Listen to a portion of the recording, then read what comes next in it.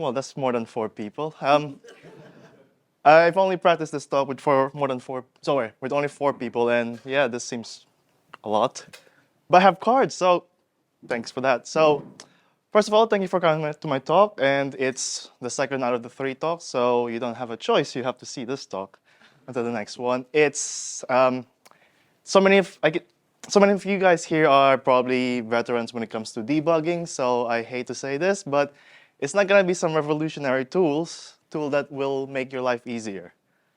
I mean, it should be, but yeah. So it's not gonna be anything like ID or any kind of tech stuff. This doesn't require any programming language. So there's that. So debugging without programming. Context of the talk. I'm gonna first talk about debugging, rubber duck debugging, and sleep. Images to keep people awake. What is debug or debugging? So debugging is a computer programming. In engineering terms, it's a multi-step process of identifying the problem, isolating it, and either fixing it or determining a way around it. Fun fact, the first bug was actually a bug. In fact, there was a bug in my drink that was, it's water. It's an actual bug, and it was discovered, Admiral Grace Hopper had an error in her relay calculator, and they trace it back to a actual moth. And this is the actual report they have. This is the moth. And it was because they left the window overnight, and a moth just went in and, hey, this looks nice, I'm gonna go there. And there it is. Whilst they did not coin the term of debugging, this incident did make the use of the word more widespread, and yeah, and here we are. Getting stuck with problems is completely normal, and that's what I tell myself anyway, but yeah. The next one is rubber duck debugging. Some of you guys might be familiar with this term. Some will be like, what is that? This guy needs a really big problem to fix, so that's why the size of the rubber duck is that big. And it's actually referencing this book, The Pragmatic Programmer, which I haven't read, but this programmer will be carrying this rubber duck around and force themselves to explain their code rate when they come stuck, line by line. And the method is simple. Find an inanimate object, or if you don't have any, talk to yourself. But it's pretty much just explaining your code so you can break it down to see what your code is trying to accomplish and what are you stuck in. This might sound familiar because psychologists would use this to their patients, where they get them to talk about their problems and maybe even realize the problem themselves. Makes the memory stick and the device stick even better. Explain yourself. Many of you would recognize this volleyball here. This is Wilson. I would have said it in a much more dramatic way, but there's a camera pointing, so. And yes, maybe later. So rubber duck debugging is basically self-explanation. And there was a study conducted where the goal of the experiment is to find the effect of self-explanation on understanding and enhancing problem-solving skills. 47 students were recruited and trained some simple web programming, and they were all given HTML code and error messages. This group of participants are split into 2 groups. Can you see that? Yeah, you can see that. Group A and Group B. Group A, when they encounter a problem, they will have a free area text where they can explain their problems in how much detail they want. It can be quite minimal, it can be quite detailed. However, Group B, the other explanation group, will be given a pre-made template of the explanation and a drop-down where they can choose the words that will most likely describe their explanation. The goal is free explanation, quite limited, so there's not much thinking of like what the problem can be explained as. And as you may probably guess, the self-explanation group have outperformed the other group, and that they are much more confident with their learnings, and that much more accurate explanations lead to much more correct answers, basically. But why is that?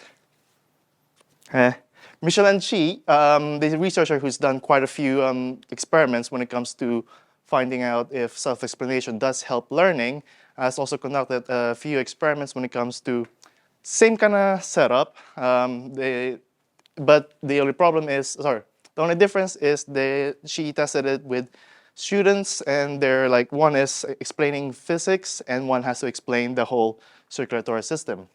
And it would be the same result. The ones who were allowed much more freedom with their explanations in their talking to themselves have outperformed the other group. That is because self-explanation is a reflective activity where you explain the learning material to yourself and able to understand the facts about that learning material. So by self-explaining, you find gap in your misunderstanding, and by realizing that gap, you then revise your approach to that problem and then employ much different approach to the problem, and therefore have a much better chance of understanding and solving the problem. I'm sure there's some of you who's probably had a question in their mind, but then, actually no, I'm gonna say what happened the other week. I was stuck with a problem, and midway telling not you, John, my other coworker, the problem, I managed to solve it midway, and I just kind of trailed off, and well, it left the other person confused, but hey. Sleep. How many of you sleep? Oh, only one, okay. Jeez, such hard workers. Yes, for this one, so many people will probably experience they get stuck with a problem, coding at late night or just any problems, and they wake up and the first solution they've done just magically works. Why is that? No, I'm gonna carry on. And then sometimes there will be some difficult decisions you have to make, and then in the morning you wake up, boom, everything's clear. Well,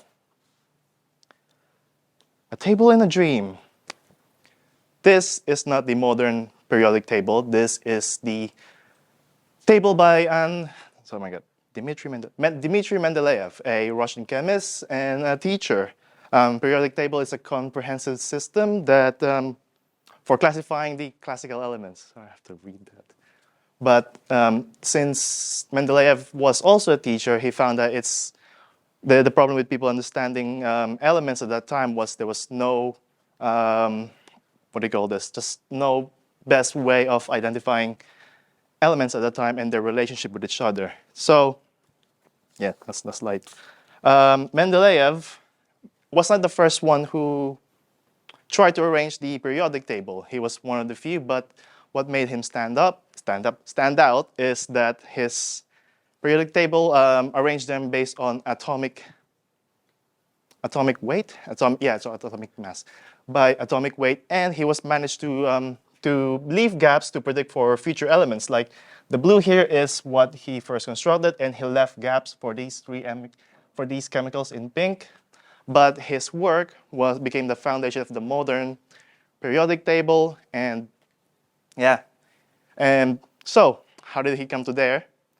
The story went that he would go around with having this, just like a elements solitaire, just like a bunch of cards with chemicals in them, and just he would play around, bring it everywhere and play around and with the orders, but he was not successful at that. So he spent 3 days, 3 nights, not getting much sleep until the third day. He fell into deep sleep, and I quote, "I saw in a dream a table where all the elements fell into place as required. Awakening, I immediately wrote it down on a piece of paper." Yeah, so he, based on that, so his periodic table and the modern periodic table is being used across, everywhere. It's being widely used, and although he did not win a Nobel Prize for that, he did have an element named after him, which is Mendelevium. I'm not gonna show that. Now, I'm gonna show some studies that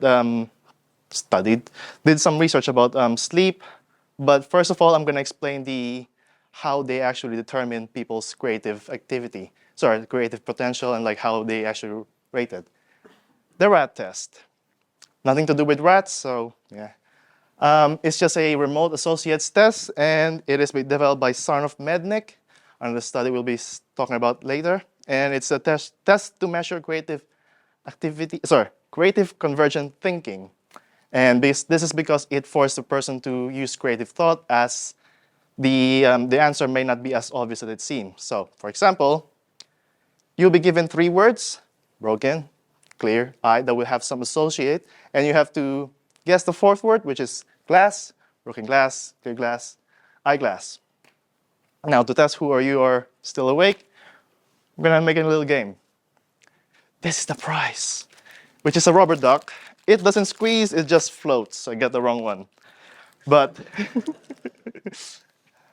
next one, I'm gonna show you 3 words, and the first one to guess. No need to raise your hands. I won't be able to tell who's thinking, but just say the answer. First one, I get to throw this to.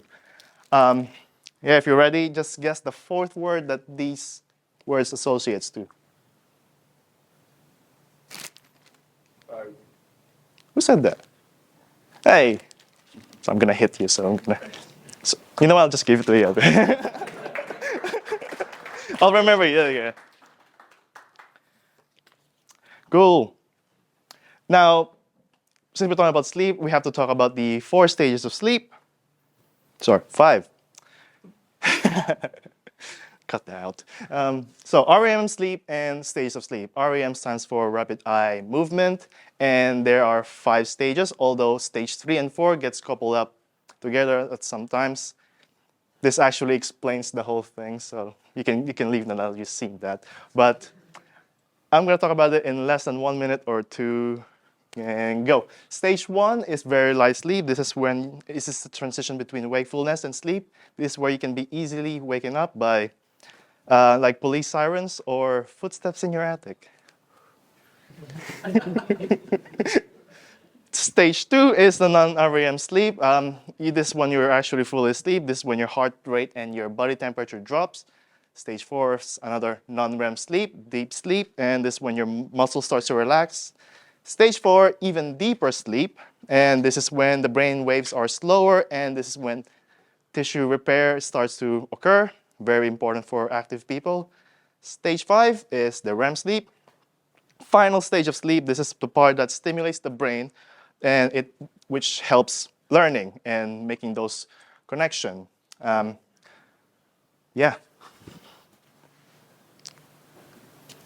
Naps. Where would we be if we don't talk about naps? Fun fact, you can take a nap in the basement here. But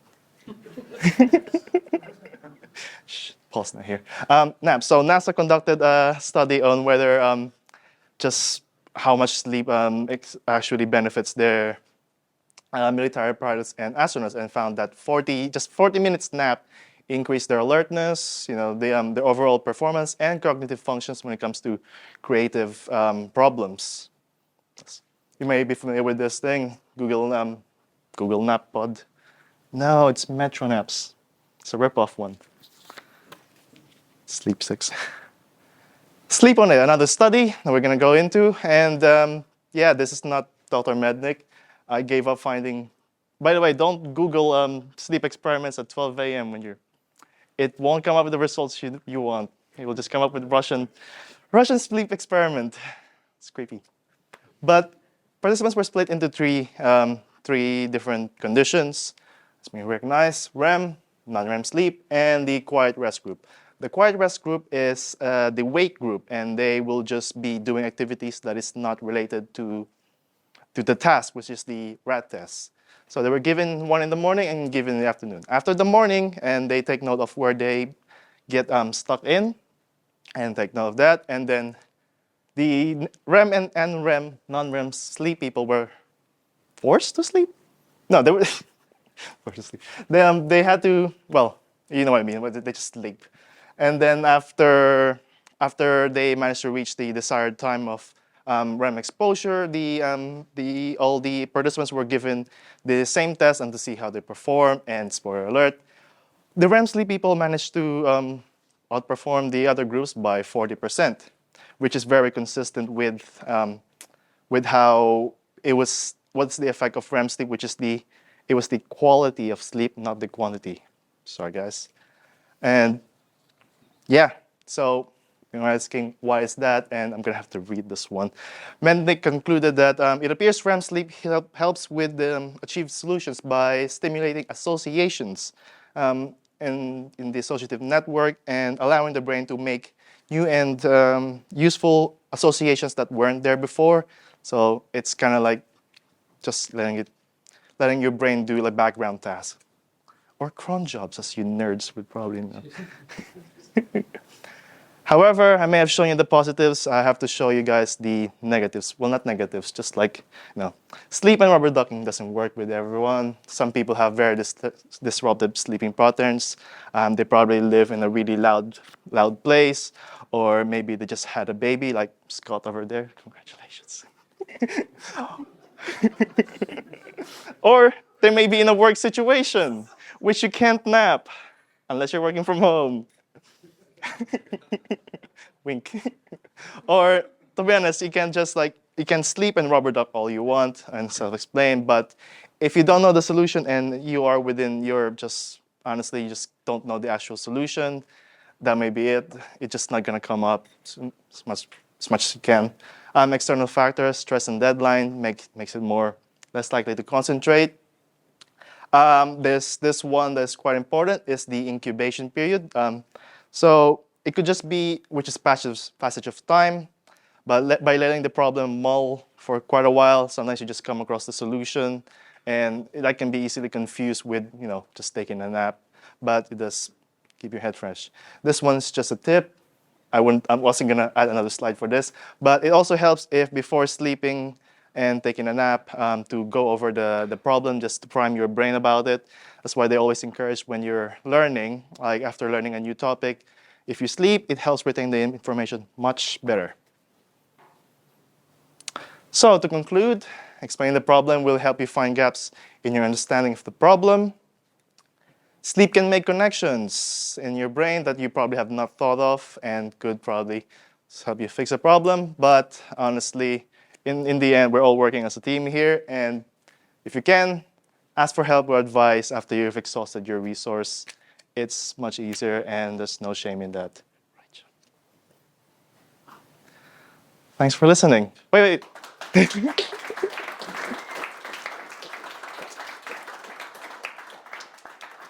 I was going to say thank you for coming to my TED Talk, but hey. Any questions? But bear in mind, I will not probably be able to answer if it's medical, and I can probably just give you like a fake answer and make it. Then afterwards, actually, I don't know what I'm talking about. But yeah, any questions? Thank you very much.